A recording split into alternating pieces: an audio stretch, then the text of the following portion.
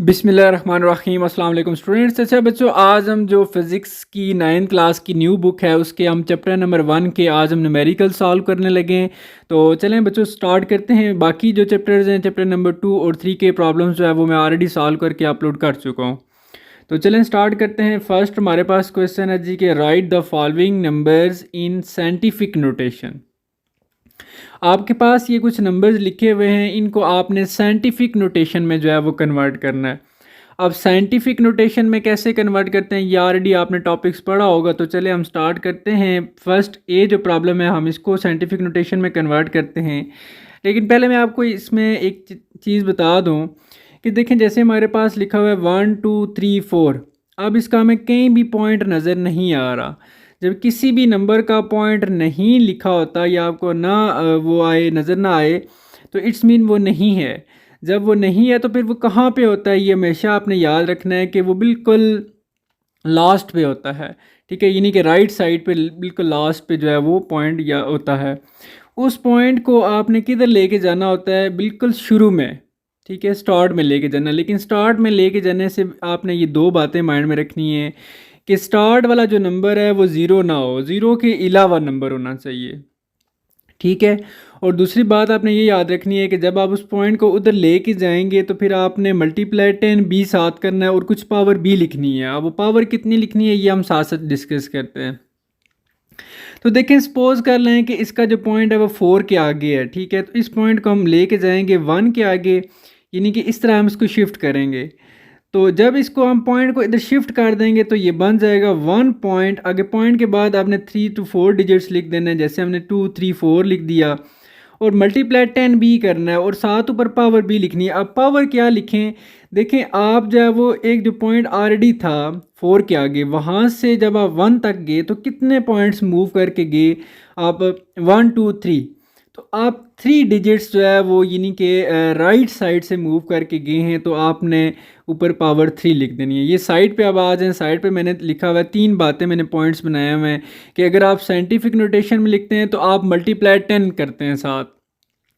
और दूसरी बात मैंने ये लिखी है कि अगर आप पॉइंट आपका मूव करके यानी कि राइट साइड से जा रहा है, ठीक है, तो फिर आपने जो पावर लिखनी है वो प्लस में लिखनी है। और अगर आप मूव करके लेफ़्ट साइड से मूव करके आ रहे हैं तो फिर आपकी पावर जो है वो आपके ने माइनस में लिखनी है। ठीक है, तो ये बात आपने याद रखनी है। अब इसी तरह नेक्स्ट प्रॉब्लम सॉल्व करते हैं। ये देखें ऑलरेडी पॉइंट लिखा हुआ है इसमें, तो इट्स मीन इसी पॉइंट को हमने कहाँ लेके जाना है, ये देखें हमने इस पॉइंट को 2 के आगे लेके जाना है। अब ये क्या हमारे माइंड में ट्रिक थी, ये साइंटिफिक नोटेशन ही है बच्चों कि आपने पॉइंट्स को नॉन ज़ीरो डिजिट के आगे रखना होता है। तो यहाँ पर नॉन ज़ीरो से मुराद ज़ीरो ना हो, तो फिर इसको हम मूव करके लेके जाएंगे। जो इधर से पहले नंबर पे 2 आ रहा है हमारे पास वो ज़ीरो नहीं है, तो लिहाजा हम पॉइंट को जब इधर शिफ्ट करेंगे 2 के आगे तो ये आ जाएगा 2 पॉइंट, और आगे हम 3 लिख देंगे, है ही 3 तो हम 3 लिख देंगे। और साथ मल्टीप्लाई 10 भी करना है। अब पावर क्या होगी, पावर देखें आप जहाँ पे ऑलरेडी पॉइंट था उस पॉइंट से जब आप 2 की तरफ आए तो कितने डिजिट्स मूव करके आए, 5 डिजिट्स। लेकिन इसमें बात ये भी है कि आप लेफ़्ट साइड से आ रहे हैं। तो मैंने ऊपर आपको बताया था बच्चों कि जब आप लेफ़्ट साइड से आएंगे तो आपने पावर माइनस में लिखनी है। ठीक है, उम्मीद है आपको समझ आ रही होगी क्योंकि आपने बेसिक कंसेप्ट्स क्लियर किए होंगे तब भी आप न्यूमेरिकल्स पे आए हैं। इसी तरह हमारे पास अब ये प्रॉब्लम है, ये बच्चे ऑलरेडी साइंटिफिक नोटेशन में है लेकिन कंप्लीट साइंटिफिक नोटेशन में नहीं है। क्योंकि कंप्लीट साइंटिफिक नोटेशन में हम ये स्टडी करते हैं कि हमने पॉइंट्स को बिल्कुल स्टार्ट में लेके जाना है और नॉन ज़ीरो डिजिट होना चाहिए, मतलब कि ज़ीरो ना हो, बाकी कोई और भी डिजिट हो सकता है, 1 2 3 कोई भी हो सकता है। तो यहाँ पर हम पॉइंट को क्या करेंगे, मूव करवा के 4 के आगे लेके जाएंगे। तो ये बन जाएगा 4.69, 3 भी साथ लिख देंगे। लेकिन जब हम ये पॉइंट को मूव करवाते हैं तो साथ मल्टीप्लाई 10 भी लिखते हैं और 10 के ऊपर पावर भी होती है। तो 10 की पावर जो ऑलरेडी 5 लिखी हुई है, तो जब हम राइट साइड से मूव करके गए हैं तो मैंने कहा था प्लस में आपने पावर ऐड करनी है। तो कितने डिजिट मूव करके गए हैं आप, 2 डिजिट्स, तो आपने 5 के साथ +2 कर देना है। तो ये इस तरह 4.693 मल्टीप्लाई 10 इज पावर 5 + 3 ये 7 आ जाएगा और ये आपका प्रॉब्लम सॉल्व हो जाएगा। इसी तरह नेक्स्ट प्रॉब्लम देखें, ये भी ऑलरेडी साइंटिफिक नोटेशन में है। क्यों, कैसे पता चला है? क्योंकि 10 रेज़ पावर कुछ लिखी हुई है, इससे आइडिया होता है कि ये साइंटिफिक नोटेशन है। तो लेकिन ये कंप्लीट साइंटिफिक नोटेशन नहीं है, तो इसको हमने कैसे करना है? इसका जो पॉइंट है इसको हम मूव करवा के 9 के आगे लेके आएंगे, ठीक है। तो 9 के जब आगे लेके आएंगे तो ये बन जाएगा 9.85 मल्टीप्लाई 10⁻7 रहेगा। अब साथ हमने क्या लिखा, क्योंकि हम लेफ़्ट साइड से आ रहे हैं तो कितने डिजिट मूव करके आए, 3 डिजिट्स, तो ये -3 कर देंगे। तो ये 9.85 मल्टीप्लाई 10⁻7 -3 करेंगे तो ये 4 आ जाएगा। और ये आपका फर्स्ट मेडिकल प्रॉब्लम सॉल्व हो गया। उम्मीद है बच्चों आपको साइंटिफिक नोटेशन का कंसेप्ट अच्छे से क्लियर होगा, तो ये प्रॉब्लम भी समझ आ रहे होंगे। अब नेक्स्ट प्रॉब्लम हमारे पास ये है कि express the following measurements using prefixes. ये कुछ ए और बी में आपको दो प्रॉब्लम छोटे छोटे दिए गए, इनको आपने कुछ इस तरीके से लिखना है कि इनमें प्रीफिक्स यूज़ हो जाए। तो देखते हैं कैसे यूज़ होगी। ए पार्ट को पहले हम सॉल्व कर लेते हैं। ए पार्ट हमारे पास 27.5 मल्टीप्लाई 10⁻−10 मीटर है। तो इसके नज़दीक तीन जो प्रीफिक्सेस हैं बच्चे, आपको पहले अभी प्रीफिक्सेस आपकी बुक में एक टेबल बना हुआ है, आप उसको अच्छे से स्टडी करें ताकि ये प्रॉब्लम आपको बहुत अच्छे से समझ आए। अब 10⁻−10 के करीब तरीन कौन सी ऐसी जो पावर बन जाए जिसमें हम प्रीफिक्स यूज़ कर लें? तो जैसे अब जो नैनो होता है, नैनो इक्वल होता है 10⁻−9 के, तो ये बिल्कुल इस -10 के करीब ही है। तो यहाँ पर हम क्या करते हैं ये आप देखें। इसको तो पहले मैं दोबारा से लिख लेता हूँ क्वेश्चन को। 27.5 मल्टीप्लाई 10⁻−10 मीटर। तो यहाँ पर बच्चों आपने क्या करना है, इसमें ये चीज़ देखनी है कि जो आपका पॉइंट देखें, जो ऑलरेडी पॉइंट, ये कंप्लीट साइंटिफिक नोटेशन भी नहीं है। जो पॉइंट है इसको हम 2 के आगे लेके जाएंगे, तो जब पॉइंट को मूव करवाएंगे ये बन जाएगा 2.75 मल्टीप्लाई 10⁻−10 तो लिखेंगे, क्योंकि हम राइट साइड से मूव करके गए और एक डिजिट मूव किया है तो +1 लिख देंगे। तो ये बन जाएगा 2.75 मल्टीप्लाई 10⁻−9 मीटर। अब बहुत आसान है। अब -9 को देखें, बाकी तो हम लिखेंगे 2.75 और 10⁻−9 की जगह लिख देंगे n। एन से मुराद यहाँ पर नैनो है और नैनो एक प्रीफिक्स यूज़ हो रही है यहाँ पर, ठीक है। साइड पे मैंने लिखा हुआ है, तो ये आपका प्रॉब्लम सॉल्व हो जाता है। इसी तरह नेक्स्ट प्रॉब्लम भी देखें, कंप्लीट साइंटिफिक नोटेशन में नहीं है। जब इसको हम साइंटिफिक नोटेशन में लेके जाएंगे प्रॉपर कंप्लीट, तो फिर वहाँ पर हम प्रीफिक्स यूज़ कर लेंगे। तो इसका जो पॉइंट है वो होना चाहिए 2 के आगे। तो ये मूव करवा के जब हम इसको लेके आएंगे तो ये बन जाएगा 2.3 मल्टीप्लाई 10⁻−2। और देखिए हम लेफ़्ट साइड से आएंगे और 4 डिजिट मूव करके आएंगे तो -4 लगाएंगे, क्योंकि लेफ़्ट साइड से हम आ रहे हैं। तो पहले ये देखिए मैंने क्वेश्चन लिखा, फिर जो मैंने अभी आपको चीज़ बताई कि ये 2.3 बनेगा और मल्टीप्लाई 10⁻−2 और साथ -4, क्योंकि लेफ़्ट साइड से आ रहे हैं। एक तो इस वजह से माइनस लगा रहे हैं और कितने डिजिट मूव किए हैं 4, तो इसलिए -4। तो ये 2.3 मल्टीप्लाई 10⁻−2 -4, ये -6 आ जाएगा। अब -6 इक्वल होता है बच्चों मैक्रो के, तो ये 2.3 और 10⁻6 मैक्रो के इक्वल आ जाएगा। और इसको हम ये सिंबल लिख देंगे, ये मैक्रो का सिंबल ये म्यू सा होता है, इसको बोलते हैं यू टाइप, जो आपको नज़र आ रहा है एम। तो ये आपका प्रॉब्लम सॉल्व हो जाता है। अब नेक्स्ट प्रॉब्लम की तरफ मूव करते हैं कि जी, if a boy has age of 15 years 2 months and 10 days, convert his age in seconds, milliseconds and megaseconds। तो बच्चों आप में से जो बच्चा 15 साल का है, आज हम उसकी एज जो है सेकंड्स में, मिली सेकंड्स में और मेगा सेकंड्स में कन्वर्ट करने लगे। देखते हैं कि आपकी जो अभी तक ज़िंदगी है वो कितने सेकंड्स बन रही है, ठीक है। तो इसी तरह फिर देखेंगे कि कितने मिली सेकंड्स बन रही। जैसे आपको पता है ना कि आपकी एज 15 साल है, लेकिन हम देखने लगे हैं कि वो कितने सेकंड्स बन रही है, ठीक है।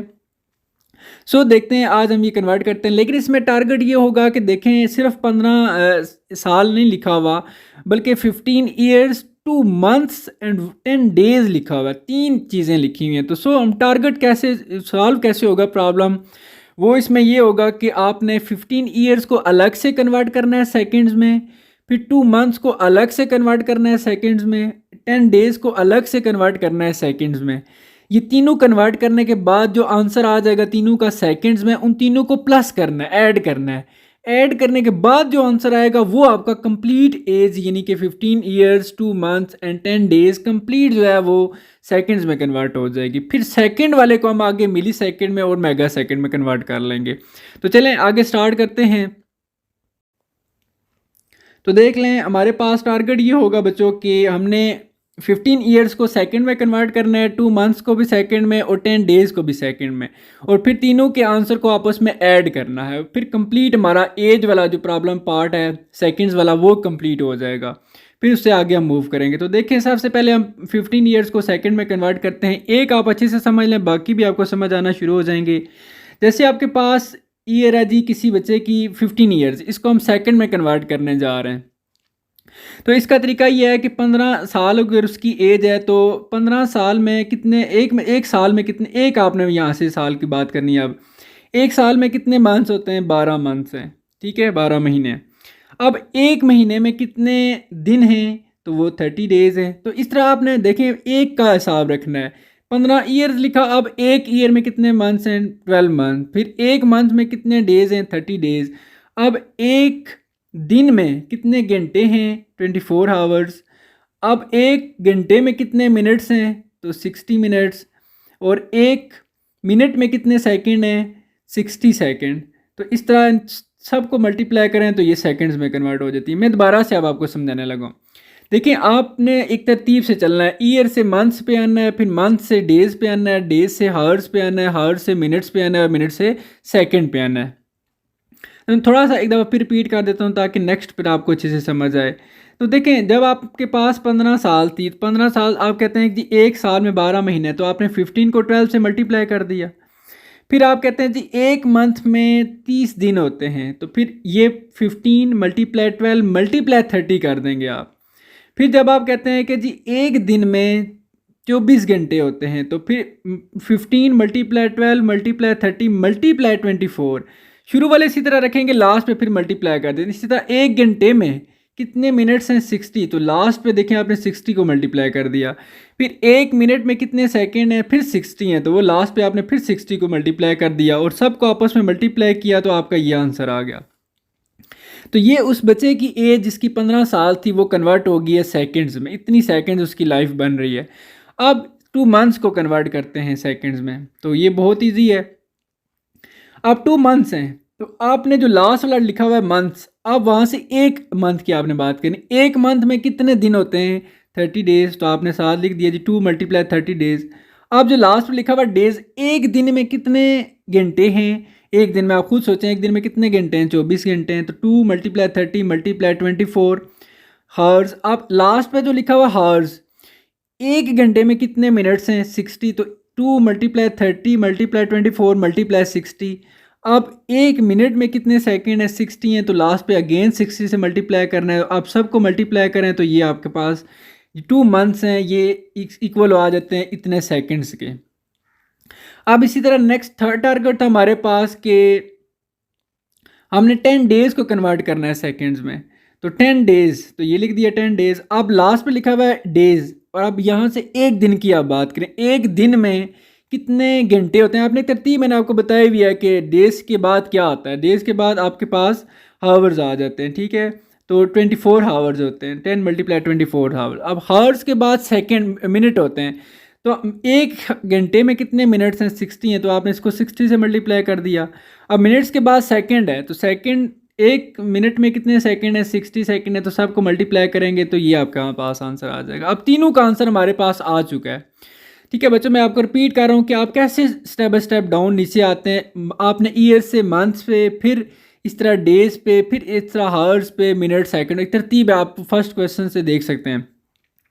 तो तीनों का आपका आंसर आ गया। अब आपने क्या किया कि जी जो ए पार्ट है उसमें तो एज जो है वो सब 15 साल 2 महीने और जो दिन थे 10 दिन थे सब की कन्वर्ट करके आपने आपस में ऐड किया। ये देखें, जब तीनों का आपस में तीनों का आंसर ऐड कर लिया तो ये आपके पास जो अभी बन रही है ये कंप्लीट एज आपकी कन्वर्ट हो गई है 15 साल 2 महीने 10 दिन की सेकंड्स में।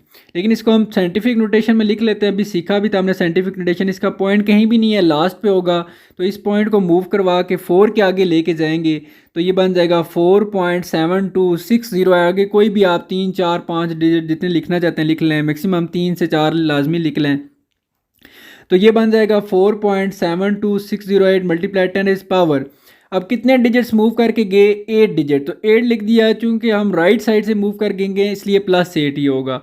अब इसको सेकंड्स को आगे मिली सेकंड्स में कन्वर्ट करेंगे, लेकिन आपको यहाँ पर एक चीज़ कंसेप्ट क्लियर होना चाहिए। चले मैं बता देता हूँ साथ, ये मिली सेकंड्स में कन्वर्ट करने लगे, यही वैल्यू जो आपकी लास्ट पे आई हुई है 10⁸ वाली, इसी को आपने आगे मिली सेकंड्स में कन्वर्ट करना है। तो पहले मैंने इसी को लिख लिया। अब चूँकि बच्चों आपको ये चीज़ पता होनी चाहिए कि जो मिली होता है वो इक्वल होता है 10⁻³ के, ठीक है। तो देखें पहले तो हमने वही वैल्यू लिखी कि 4.72608 मल्टीप्लाई 10⁸ यहाँ तक तो वही वैल्यू है जो सेकंड में आई हुई थी। अब आगे हमें चाहिए था 10⁻³ क्योंकि मिली तब आएगा, तो हमने क्या किया +3 10⁻+3 और 10⁻³ दोनों को लेके आए, क्योंकि जब आप कोई एक चीज़ एक्स्ट्रा ऐड करते हैं फिर उसका ऑपोजिट भी करते हैं, अगर प्लस में किया फिर माइनस में भी करेंगे साथ, तो 7 सेकंड लिख देंगे। अब ये करने का फ़ायदा क्या हुआ, तो लेकिन पहले आप देखें कि ये जो 4.72608 एज इट इज़ है, और जो दोनों प्लस वाली पावर्स हैं 10⁸ और 10⁻³ ये दोनों पावर्स बेस सेम है, तो दोनों पावर्स आपस में ऐड हो जाएंगी 8 + 3, और जो 10⁻³ है इसकी जगह नीचे देखें मैंने m लिख दी है, m मीन मिली, तो ये मिली और साथ इसी तरह सेकंड मिली सेकंड, और इस पावर को आप सॉल्व कर लें, ये 4.72608 मल्टीप्लाई 10⁻11 8 + 3 11 मिली सेकंड। तो ये देखें सेकंड वाला आंसर हमने इसको किस में कन्वर्ट कर लिया, मिली सेकंड्स में। अब दोबारा से उसी सेकंड वाले टाइम को, इसको नहीं, सेकंड वाले टाइम को हम कन्वर्ट करेंगे आगे मेगा सेकंड में। तो मेगा बच्चों किसके इक्वल होता है 10⁻6 के। तो पहले आप एक दफ़ा माइंड में देख लें वो सेकंड वाली ऊपर जो सब वैल्यू है वो क्या है, उसी को आपने दोबारा से यहाँ पर लिखना है, ये आपने लिख दिया। और मेगा किसके इक्वल होता है 10⁻6 के। तो इस वैल्यू को हमने कैसे सेकंड में बनाया, मेगा सेकंड में कन्वर्ट करना, देखें 8 है।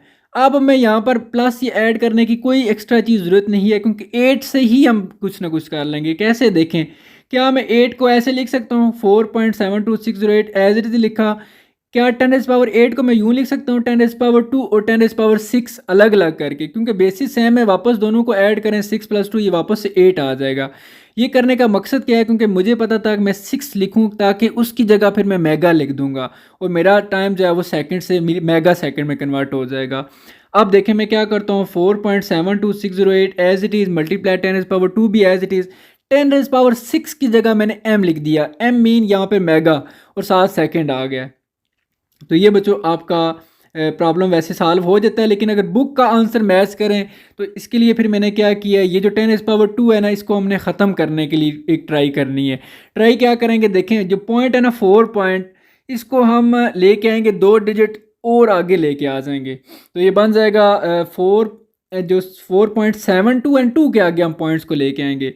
तो देखें आप ले आए जी 472 बन जाएगा और पॉइंट फिर इधर आ जाएगा आगे 602 मल्टीप्लाई 10⁻10 तो ऑलरेडी लिखा हुआ है। आप देखें लेफ्ट साइड से आए हैं तो कितने डिजिट्स आए हैं, 2 डिजिट्स लेफ्ट साइड से जब आते हैं तो, और 2 डिजिट आए तो इसको लिखते हैं -2। तो ये जो ऑलरेडी 10⁻2 था तो इसके साथ हमने -2 कर दिया। अब 2 - 2 ये हो जाएगा 0।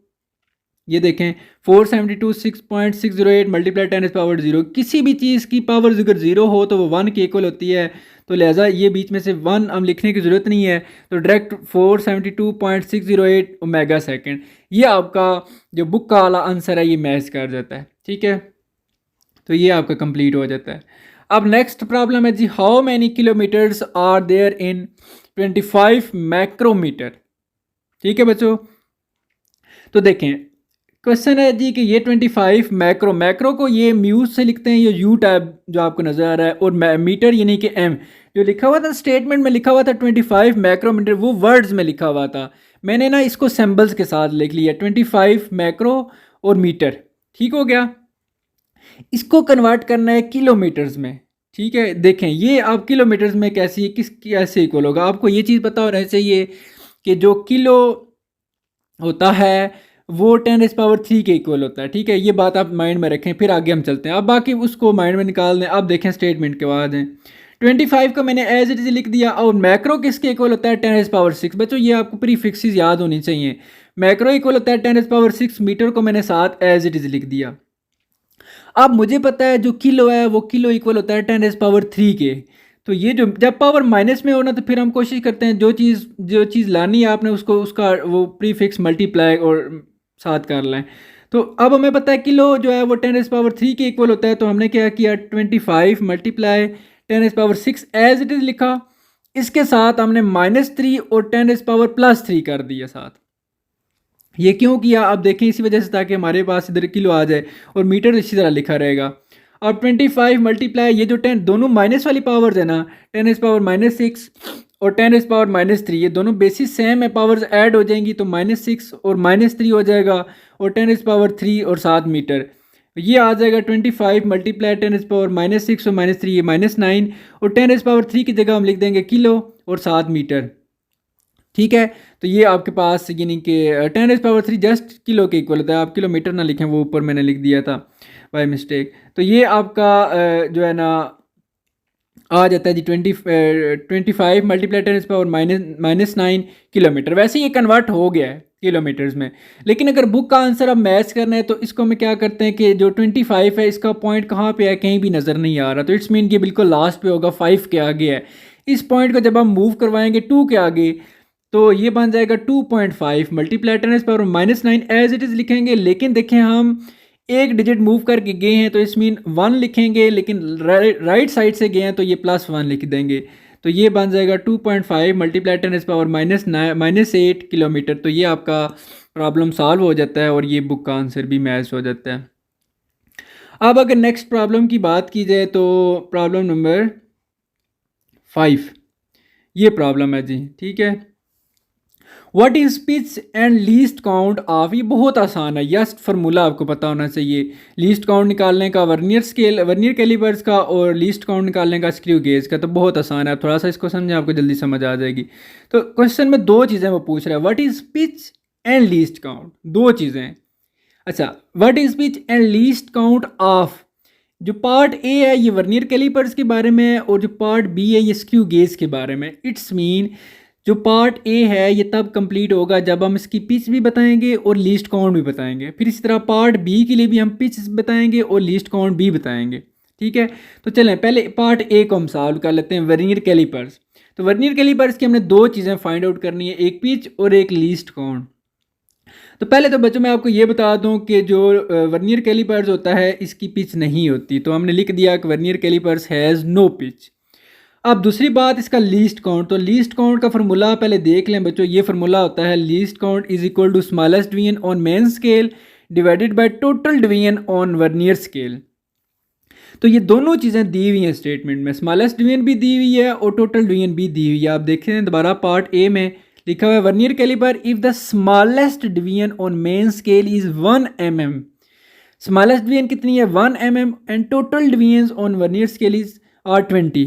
तो 1 और 20 दोनों को आपस में डिवाइड कर लेंगे, ये देखें हम डिवाइड करते हैं, ये 1 डिवाइडेड बाई 20 दोनों को डिवाइड किया तो ये आ गया 0.05 mm।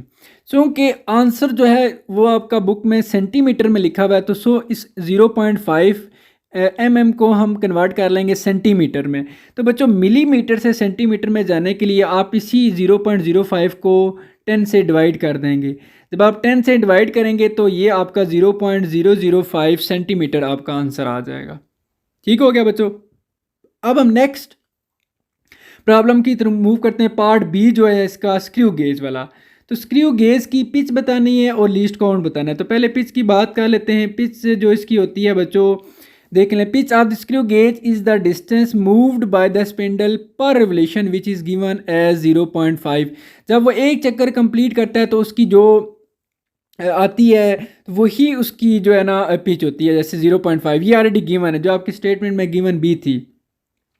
ठीक है, ये देख लेते हैं, इसने खुद भी कहा था screw gauge is the smallest division on its main scale is 0.5, यही आपका पिच होगा। अब लीस्ट काउंट इसका कैसे निकालना है, इसका लीस्ट काउंट निकालने का तरीका पहले आप फार्मूला देख लें, फिर हम स्टेटमेंट पे आएंगे दोबारा से। पिच लीस्ट काउंट निकालना है जी स्क्रू गेज का, ये इक्वल होता है pitch over total number of divisions. अब पिच तो अभी हमने निकाली है या स्टेटमेंट में गिवन भी थी 0.5 mm, ठीक है, और टोटल नंबर ऑफ डिवीजन्स वो भी गिवन है आपको 50। बहरहाल देख लेते हैं एक दफ़ा, पिच तो हमारी 0.5 होगी और टोटल नंबर ऑफ डिवीजन जो है वो 50 है। ये फार्मूले आपको आपकी बुक में दिए हुए हैं बच्चों, आप वहाँ से देख सकते हैं, लीस्ट काउंट स्क्रू गेज का भी और वर्नियर कैलिपर भी। तो आप देख लेते हैं जी, ये 0.5 तो है ही है, अब 50 है कि नहीं। तो ये स्टेटमेंट में हम दोबारा से आते हैं, तो ये देखें जी, screw gauge if the smallest division on its main scale is 0.5 mm and its movable scale has 50 division. तो बिल्कुल ठीक है जी। अब दोनों को बड़े आसानी से हम जो है वो जस्ट डिवाइड करेंगे तो ये आ जाएगा 0.01 mm। तो ये आपका आंसर यही है, बुक में भी यही है। अगर आप चाहें तो इसको सेंटीमीटर में भी कन्वर्ट कर सकते हैं, वही तरीका होगा, 10 से डिवाइड करें तो सेंटीमीटर में भी आ सकता है अगर आपको स्टेटमेंट में कहा जाए तो, फिर अदरवाइज ज़रूरत नहीं है। ठीक है, तो ये आपका प्रॉब्लम कंप्लीट हो जाता है। नेक्स्ट प्रॉब्लम है जी आपके पास, ये बहुत आसान है, ये अच्छे से समझें, आपको नेक्स्ट प्रॉब्लम भी फिर समझ आएगा। Look at the measurement of vernier callipers. ये आपके सामने एक डायग्राम सी बनी हुई है, इसकी 3 चीज़ें आपने बतानी है। What is its main scale reading, what is its coinciding division on vernier scale, calculate total reading on vernier calliper suppose. तो देखें what is its main scale reading, तो मेन स्केल रीडिंग जो है वो बच्चों कैसे देखते हैं वो देखें। आपके पास यहाँ पर मैं आपको बड़े आसान और सादा तरीके से बताने लगा हूँ कि आपको समझ आए। एक आपको लाइंस आपकी बुक में देखें रेड कलर की नज़र आ रही हैं, जो ऊपर वाला स्केल बना हुआ है, ठीक है, जो मेन स्केल इसको बोलते हैं। और जो नीचे आपको नज़र आ रहा है ये वर्नियर स्केल है। अब आप देखें जो नीचे वाले है, जो यहाँ पे 0 और 10 लिखा हुआ है, ये इस स्केल का जो 0 है ऊपर वाले मेन स्केल के किस लाइन के साथ मैच कर रहा है। ठीक है, तो ये 0 जो है आप उसको देखें, वो 2 से आगे आप मूव करें, ये आ जाएगा 2 से आगे एक लाइन और आए तो ये 2.1, फिर एक और लाइन 2.2, फिर 2.3, 2.4 और ये ऑलमोस्ट जो है 2.5 बन रहा है। ठीक है, तो ये हम लिख देते हैं कि what is its main scale reading, तो ये मेन स्केल रीडिंग इसकी आ जाएगी 2.5। ठीक हो गया बच्चों। तो इसी तरह अब हम इसकी देखना है what is its coinciding division on vernier scale, यानी कि उनकी दोनों की आपस में ऐसी कौन सी लाइन है जो मैच कर रही है, कोइंसाइड कर रही है या बिल्कुल आपस में यानी कि टच कर गई है बिल्कुल एग्जैक्ट। तो वो देखते हैं कौन सी लाइन है। तो यहाँ पर मैंने आपको पहले बता देता हूँ, वो वर्नियर स्केल की 8 लाइन है जो कोइंसाइड कर रही है, लेकिन फिर भी हम देख लेते हैं एक दफ़ा। तो देखें, पहला पॉइंट आपको शायद समझ आ गया, मेन स्केल रीडिंग कैसे निकालनी है कि आपका जो ऊपर वाला स्केल आपको मेन स्केल नज़र आ रहा है और इसी तरह नीचे स्केल नज़र आ रहा है वर्नियर स्केल, वर्नियर का आपने देखना है कि जो 0 है वो ऊपर किस लाइन से जो है वो टच कर रहा है। तो फिर आपने वो लाइंस काउंट करनी है, वो 2 से आगे आप आते जाएँ, 2.1, 2.3, 2. इस तरह 5 तक आप आ जाएंगे। ठीक है, तो ये आपका मेन स्केल आ जाएगा। अब कौन कौन सी लाइन कर रही है, तो ये वैसे बच्चों पिक अच्छी सी नहीं बनी हुई, ब्लर सी है, कुछ क्लियर नहीं हो रहा, लेकिन अप्रॉक्सीमेटली जो है वो 8th जो लाइन है वो टच कर रही है ऊपर मेन स्केल के साथ। तो आप देखते जाएं 0, ये फिर आगे 1, 2, 3, 4, तो 8 वाली जो लाइन है वो टच कर रही है, तो इसका आंसर आ जाएगा जी 8th लाइन। इसी तरह थर्ड पॉइंट है calculate total reading on vernier calliper. तो टोटल रीडिंग बच्चों आप देखें, उम्मीद है आपको ये 2 पार्ट समझ आ गए होंगे। और अब total reading, calculate total reading on vernier calliper. Suppose कर लें टोटल रीडिंग का ये फार्मूला होगा, total reading is equal to MS का मतलब है मेन स्केल रीडिंग जो सबसे ऊपर देखें लिखी हुई है, और प्लस वर्नियर स्केल रीडिंग, ये जो आपने B पार्ट सॉल्व किया था ना, ये जो आपकी 8 आया था, ये आपका वर्नियर स्केल रीडिंग भी है, multiply least count vernier callipers का आ जाएगा यहाँ पे। तो मेन स्केल रीडिंग आपकी देखें ऊपर कितनी है 2.5, तो ये आपने 2.5 लिख दिया, प्लस वर्नियर स्केल की रीडिंग कितनी है 8 है, मल्टीप्लाई लीस्ट काउंट कितना है 0.1। अब लीस्ट काउंट कैसे निकाला है, 0.1 का कैसे पता चल गया 0.01। तो ये देखें साइड पे मैंने लिखा हुआ है कि smallest division divided by total division. ये मैं आपको ये प्रॉब्लम आंसर निकाल लेते हैं, फिर मैं एक दफ़ा बता देता हूँ, ये ज़रूरी है समझना। तो देखें 2.5 एज इट इज़ लिखा, प्लस 8 को मल्टीप्लाई किया 0.01 से, तो ये आ गया 0.08, दोनों को प्लस किया तो ये आ जाता है 2.58 सेंटीमीटर। देखें स्टेटमेंट में जो भी यूनिट यूज़ हुआ था वही आप यूनिट जो है वो यहाँ पर लगा लें सेंटीमीटर। ठीक है, तो इस तरह वो देखें 2.5 सेंटीमीटर, और स्केल से भी मैं आपको बता देता हूँ, तो ये आपका आंसर यहाँ पर आ जाएगा। अब लीस्ट काउंट आपने कैसे निकालना है ये बच्चों आपने अंडरस्टैंड करना है। देखिए साइड पे लिखा हुआ है least count is equal to smallest division over total division. Smallest division यहाँ पर कितनी है 0.1, टोटल डिवीजन कितनी है 10। लेकिन क्वेश्चन ये आपके माइंड में आ रहा होगा कैसे पता चला है कि स्मॉलेस्ट डिवीजन 0.1 है और टोटल डिवीजन 10 है। तो आप दोबारा से ये माइंड में रख लें, 0.1 स्मॉलेस्ट डिवीजन है और टोटल डिवीजन 10 है। तो अब आपको मैं स्टेटमेंट से समझा देता हूँ कि ये 0.1 स्मॉलेस्ट डिवीजन कैसे है। तो ये देखें, जो आपको ये स्केल नज़र आ रहा है मेन स्केल जो रेड वाला है, इसमें देखें लिखा हुआ है वो 0 सेंटीमीटर, फिर उसके 0 के आगे लाइनें लगी हुई हैं, फिर आगे वो 1, 0.1, 0.2, 0.3 चलता चलता चलता 1 तक आएगा। तो कोई सी दो जो लाइनें हैं, कोई सी दो लाइनों के दरमियान कितना डिस्टेंस या कितना फासला है, जब आप 0 से आगे नेक्स्ट लाइन पे मूव करते हैं तो वो 0.1 बनता है। इसी तरह आपने कोई से दो के दरमियान देखना है तो वो 0.1 है, ये स्मॉलेस्ट डिवीजन होती है। जो सबसे कम पार्ट कितना है तो इसको हम बोलते हैं स्मॉलेस्ट डिवीजन। ठीक है, फिर इसी तरह टोटल डिवीजन आती है वर्नियर स्केल की। तो टोटल डिवीजन वर्नियर स्केल की आप नीचे वाला आप देखें वो कितनी है, 0 से 10 तक है तो वो 10 है। इस तरह हमने दोनों को डिवाइड किया तो ये लीस्ट काउंट आ जाता है। उम्मीद है आपको समझ आ गई होगी। अब नेक्स्ट प्रॉब्लम भी इसी तरह ही है, वो स्टार्ट करते हैं। ये है जी, ये स्क्रू गेज का है। Look at the figure of screw gauge. Let's suppose a small steel ball is placed between its spindle and well then what is its main scale reading? What is coinciding division of circular scale? Calculate the total diameter of ball. वही तरीका है सारा। तो देखें इसका हमने देखना है what is its main scale reading। तो मेन स्केल रीडिंग बच्चों स्क्रू गेज की आपने कैसे देखनी है ये आप देख लें। मैं आपको पहले बता देता हूँ कि जो मेन स्केल रीडिंग है वो हमारे पास 6.5 है, और जो दूसरी जो रीडिंग है जिसको सर्कुलर स्केल रीडिंग हम बोलेंगे वो 46 है। कैसे है अब मैं आपको बता देता हूँ, ये आप नोट कर लें। 6.5 मेन स्केल रीडिंग है, तो मैं अब आपको बताता हूँ कि ये 6.5 मैंने कैसे लिखी है। तो देखें जो आपका ये जो लिखा हुआ है, जहाँ पे आपको लिखा हुआ नज़र आएगा mm लिखा हुआ है, 0 के आगे mm, तो ये आप आगे काउंट करते जाएं। 0 से आगे जो नेक्स्ट लाइन है ये 0.5 है, फिर 1 आ जाता है। फिर 1 से आगे जो लाइन है ये 1.5 है, फिर आगे 2 आ जाता है, फिर 2.5, फिर 3, फिर 3.5, फिर 4, फिर 4.5, फिर आगे 5, फिर 5.5, फिर आगे 6, फिर 6 से आगे 6.5। ये 6.5 जो लाइन है ना, ये उस सर्कुलर जो स्केल है उसको जो है वो टच कर रही है। ठीक है, उसके आगे ये वहाँ तक वो मूव कर चुका है। तो ये आपकी मेन स्केल रीडिंग ऐसे देखते हैं। अब अगर वो ये मज़ीद आगे हम इसको आगे मूव करवा देते तो लेट्स वो 6 पे आ जाता तो हमारी मेंस की रीडिंग 6 हो जाती। तो इस तरह ये अभी 6.5 है जो कि हमें नज़र आ रहा है, तो ये 6.5 होती है।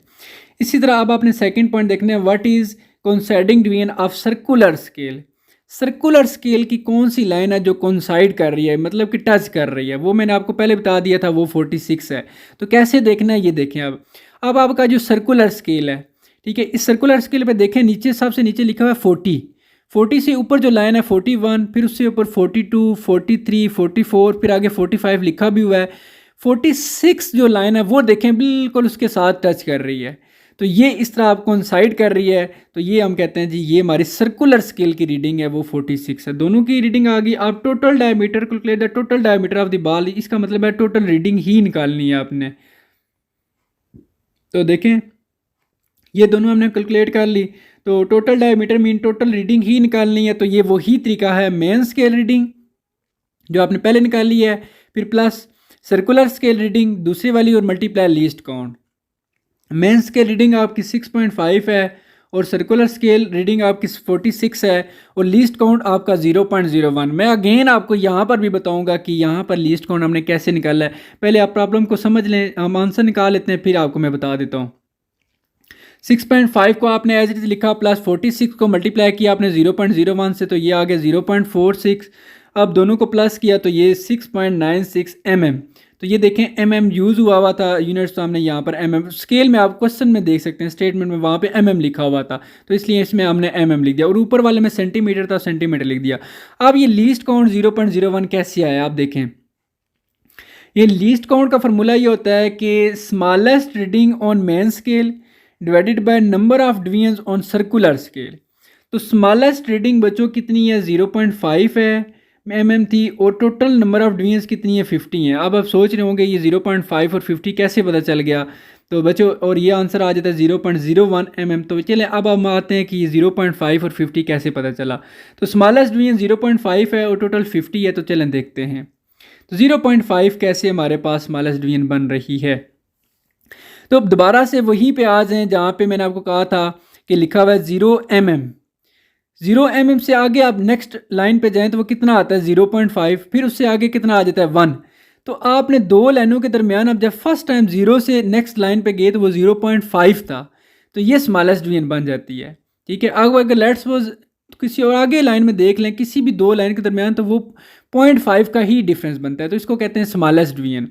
और टोटल डिवीजन हमने कहा था 50 है, तो वो आप ज़रा दोबारा से सर्कुलर स्केल पे आएँ, देखें जहाँ पे लिखा हुआ है 40, 40 से आगे कितना है 41, 42, 43, 44, फिर आगे 45 लिखा हुआ है, फिर ऊपर चलते जाएँ 46, 47, 48, 49 और 50 तक। ये इसकी जो मेन टोटल रीडिंग दी हुई थी ये 50 है। तो इस तरह हमने दोनों को डिवाइड किया तो हमारा जो है वो लीस्ट काउंट भी आ जाता है। तो ये बच्चों आपका प्रॉब्लम सॉल्व हो गए हैं सारे।